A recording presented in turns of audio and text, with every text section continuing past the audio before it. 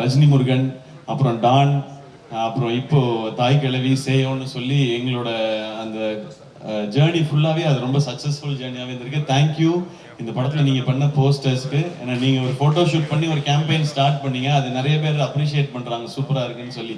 இப்படி ஒவ்வொருத்தரும் ப்ளீஸ் நீங்கள் உட்காருங்க, இப்படி ஒவ்வொருத்தரும் அவங்களுடைய பெஸ்ட்டை கொடுக்கணும்னு இந்த படத்துக்கு நினைக்கிறாங்க. அண்ட் இப்போ எனக்கு சொல்லணும்னு தோணுது, இங்கே இருக்கிற எல்லாரும் எமோஷ்னலாக பேசும்போது இந்த தாய் கிழவி படம் ரொம்ப ரொம்ப லாபகரமான படமாக ஆல்ரெடி இருக்கு ப்ரொடக்ஷன் ஹவுஸ்க்கு.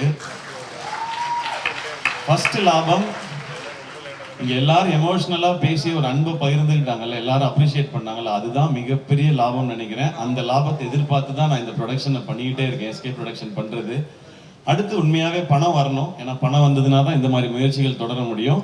ஆல்ரெடி இப்போ சிவகார்த்திகேயன் ப்ரொடக்ஷன்ஸ்க்கும் சரி, பேஷன் ஸ்டுடியோஸ்க்கும் சரி, இந்த படம் ஏற்கனவே லாபம் ஈட்டி கொடுத்துருச்சு.